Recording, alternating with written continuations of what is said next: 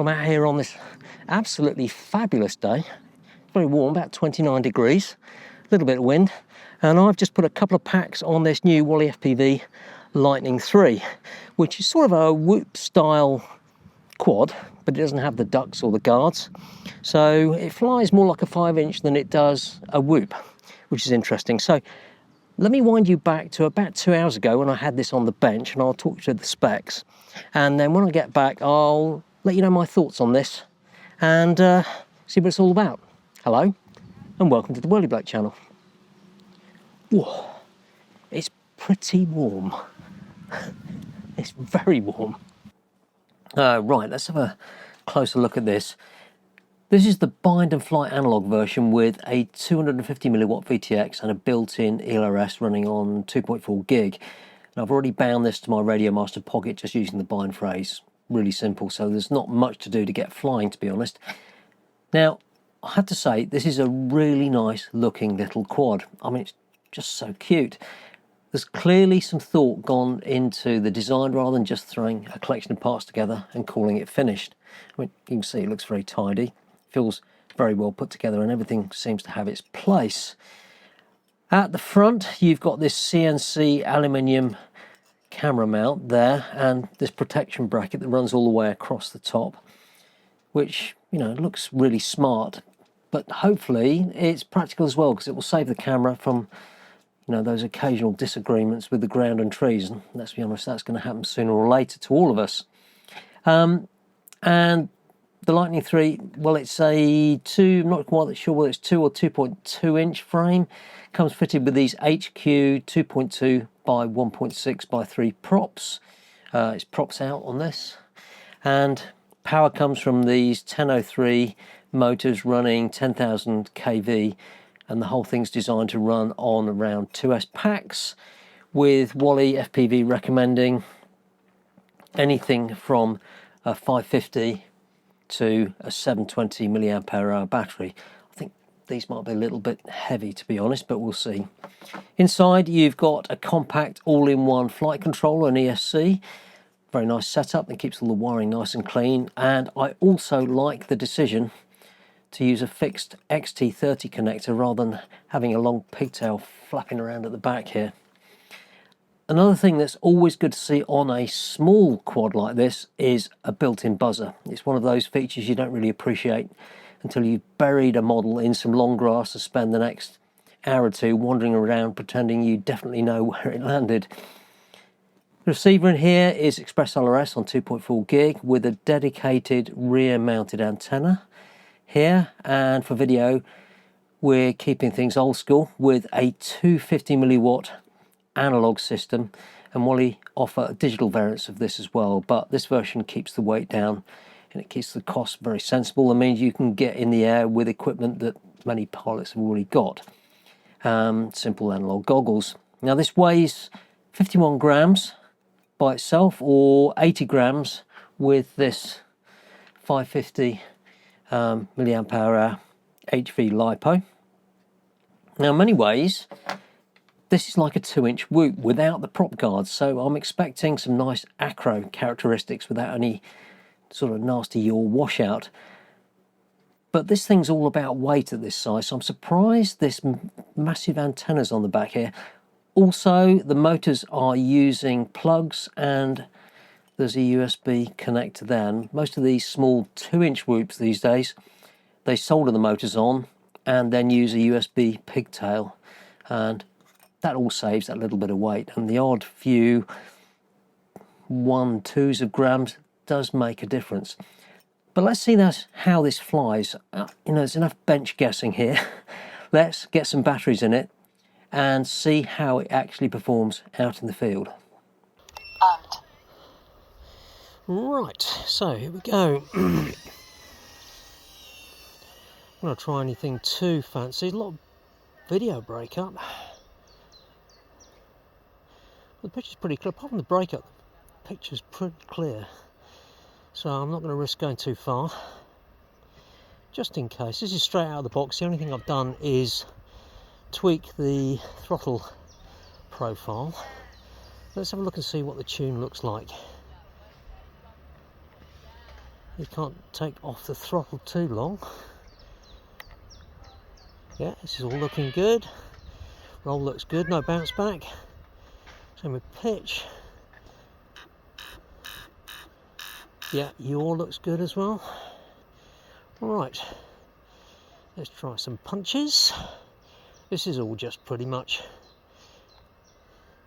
that's full throttle and then drop. So we don't have any bobble when you take the power off. The tune fundamentally looks pretty good. Flies quite nice. It is super quiet, super quiet. Right, let's see what we can do. Rolls good. Oh, quite slightly overcooked that. Let's go the other way. Haven't quite got the measure of that yet. There's quite a lot of video breakup. I'm quite surprised. We're on 250 milliwatts and we're both running on F4, which should be good round here.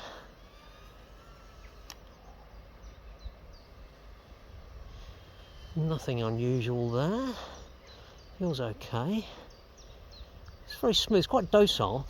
The only thing I'll say, it sort of fools you a little bit because it feels like it's a 5-inch, but when you actually want to pull out, like here, down this dive, you need to get the throttle in pretty quickly. Anyway, let's want to look around here.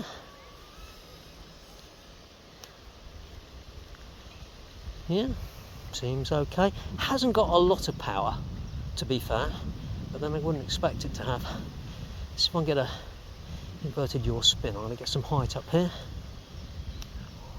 Oops. Well, woo! Came down pretty quickly. There's a lot of wind here, but it doesn't inverted yaw spin, which you'll struggle to do in a whoop because of those ducks and the yaw washout. But okay, feels okay. Ooh, the wind caught it there. It's very prone to wind. There's winds whistling straight towards me here over those trees. When I get above the level of the trees, I can really feel it pushing me back. So the tune is, when it feels fairly sharp, nothing nasty going on. Just try that again. Inverted yaw spin. Let's get over here somewhere, bit of space just in case. I was doing this the other day with the WalleFPV. Yeah, it's okay. And let's try a dive. Oh, it seems, I think that might have been the wind. Let me try that again. So how am I doing on battery? Not too bad. Yeah, the wind's pushing it quite hard.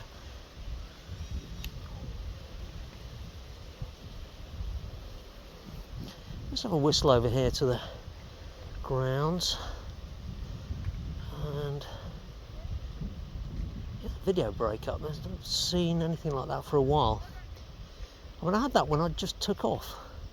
It's almost, maybe it's heat related because it is very hot today. It's about 29 degrees. Whether that's, I'm not going to dive through these trees because I'm not used to. I used to be used to analog, but I find not having the definition on all the branches and all the other bits and pieces, I'm less confident than I used to be, and I don't want to lose this. That seems okay. Yeah, it's not bad. So it's fairly docile, but there's no nasty bounce back, nothing like that. Oh, what happened there? It rolled out, and I didn't roll. Not sure what that was. Let me try that again. What did I do? Oh, there we go. That was what I was trying to do. I wondered before, it just seemed to do a funny little roll thing. Not sure what that was. Okay. Let's just try free fall. Just generally not too bad. Recovers quite nicely. I'm just putting Just so this is one of my other tests that I do, is go high, chop the throttle, and then pull it back and just see what sort of control I've still got left on. Oh, it's done it again. What was that? It just does a really weird, and I've lost, oh no. Turtle mode. See if I can flip this over. There we go. It just, I wasn't quite sure what I did there, but it just dropped like a stone. And It's up again. So if I can repeat that. Is it the wind? Not too sure. I mean, that's a reasonably aggressive manoeuvre. Let's try again. That seemed okay. Low battery. Very strange. Very strange. I think it was the wind. Let this get this in, and yeah, you can hear it beeping. It's picking it up on the mic. Yeah, we're into full beep mode. Let's just, there we go. Right.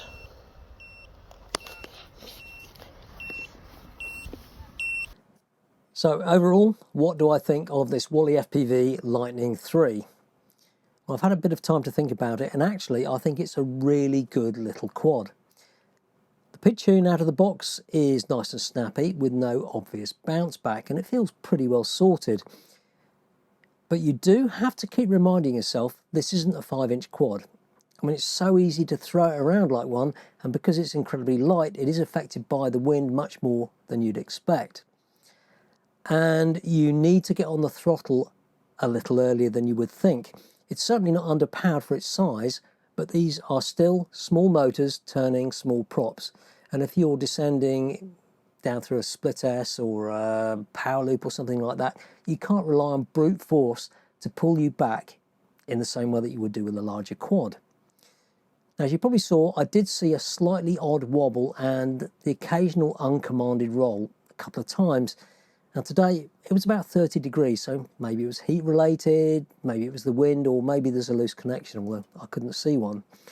But it almost feels like it's a low throttle issue during a descending dive or something like that, but it doesn't happen consistently, so I need a bit more time to pin it down. I'll definitely need a few more packs through this before I know exactly what's going on. My gut feeling though is that it's something that can be tuned or fixed rather than a fundamental issue with the design. Now, the analog VTX also seemed a little bit noisy to me, although to be fair, I've spent so long flying digital systems that I've probably forgotten what normal analog actually looks like. But once you're in the air though, the image is punchy and clear and perfectly usable on my HDZero box goggles. And as usual, your eyes and brain filter out that noise pretty quickly. I didn't touch the basic factory tune, but as usual, I set my throttle midpoint and added a little bit of Expo, which put my hover point at around 27%, something like that, on these 550 mAh packs that I was using. And trust me, tuning your throttle makes a big difference. And really, this entire quad is all about weight. Personally, I stick with the 550 milliamps rather than going all the way up to the recommended 720 mAh packs. And I'd also question whether the VTX antenna and perhaps even the ceramic ELRS antenna could make this a little bit lighter if they use something different. But realistically, you're not going to be flying this thing miles and miles away, so you don't need a massive amount of gain on this. And I think WalleFPV should take a look at how the 2-inch whoops save weight using soldered connections on their motors, and even replace the USB connector with a USB pigtail on a JST connector. Now, another thing I absolutely love is how quiet it is. Compared to some of the little beta FPV whoops, it's incredibly discreet, which makes it ideal for local parks and flying around smaller locations. But just be aware that the VTX on here gets seriously hot if you leave it sitting on the ground for too long. So make sure that you've got pit mode configured properly. Overall then, I think WalleFPV have produced something that's genuinely impressive. It looks absolutely fantastic, it's well built, and it's clear a lot of thought has gone into this design. The few bits of flight weirdnesses I experienced feel fixable rather than fundamental, and around $200 for this analog ELRS version, that's sort of like 150 to 170 in the UK. It feels a compelling little bind and fly package for anyone looking for a very lightweight, quiet and distinctive micro freestyle quad. Anyway, thanks very much for watching. A like and subscribe would be fantastic, and I'll see you next time.